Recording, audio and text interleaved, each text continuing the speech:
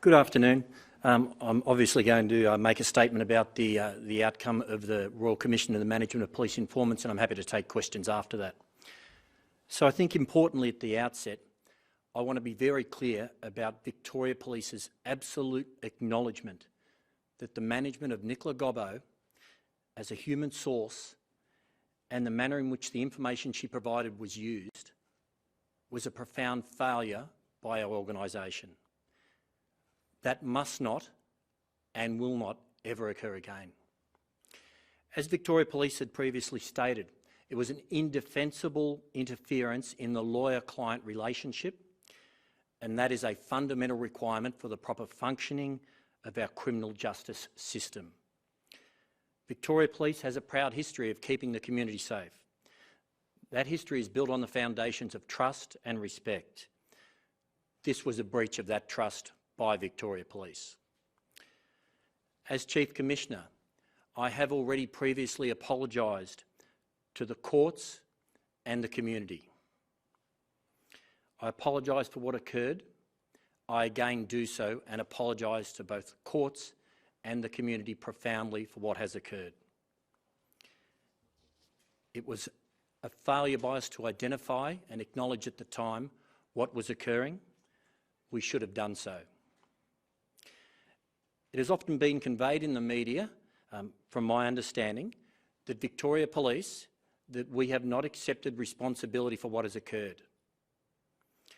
I want to be abundantly clear. I do not believe that to be the case, nor has it ever been submitted to Victoria Police that the ends justifies the means. We have not said that. That is not the case of Victoria Police. That is not my position. While at the time police were certainly grappling with extraordinary circumstances, challenging and dangerous times, I reiterate, the ends did not and do not justify, the means do not and did not justify what occurred. We've come a long way since those times. We've come a long way since the events under examination by the Royal Commission. Significant reforms have been introduced. They've overhauled our human source management practices and policies in totality. As a result, our systems for dealing with a human source who may have obligations of confidentiality or privilege are vastly improved. As the Commissioner noted in her findings, we are one of the few Australian law enforcement agencies that adopt specific rules and safeguards for the use of human sources involving legal obligations of confidentiality or privilege. In parallel, there's been a concerted and committed effort to drive and strengthen our culture over recent years, in which the highest standards of conduct are expected by our police officers. In today's Victoria Police Force, what happened with Ms Gobbo simply could not occur.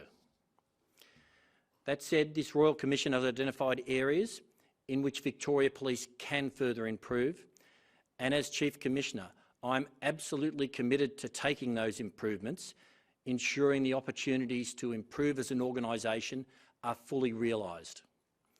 To that end, I've initiated a new task force, Taskforce Reset. That task force will lead our organisational response on all matters arising out of the Royal Commission. The task force will report directly to Deputy Commissioner Wendy Steenham and will be provided with all the resources necessary to ensure it is able to deliver fully on the remit. This Royal Commission has been a deeply difficult experience for some of our serving and veteran police officers. They've been required to reflect very closely on the decisions they made up to 27 years ago. It was a failure of Victoria Police governance and management that our police officers were operating in a complex and high-risk environment without the training, without the resources, without the policies, and without the support they needed to do their jobs properly. The Royal Commission has shown that our framework for the management of human sources was at that time wholly insufficient for the task at hand, and did not provide the robust structure needed to ensure better decisions were being made. Victoria Police will cooperate fully with any further criminal and/or discipline inquiries which arise from this Royal Commission into the conduct of any individual officer. Finally, I would like to acknowledge the enormous work done by Victoria Police officers in support of this Commission. At the start, in December 2018, we committed to cooperating fully, and we have done just that. It's been an enormous and challenging task. It's involved searching through millions of emails and documents spanning 27 years. In total, Victoria Police has identified, located and searched over 52 million records. We've individually reviewed approximately 600,000 emails, produced 980 diary entries totalling 22,000 pages, transcribed and produced 230 hours of recordings, produced in total 75,000 documents totalling 650,000 pages.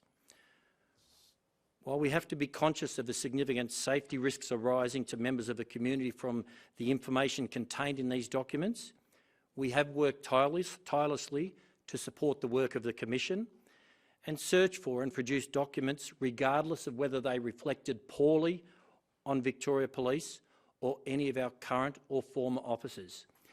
We provided everything we could to help the Commission achieve the outcomes it has in its findings.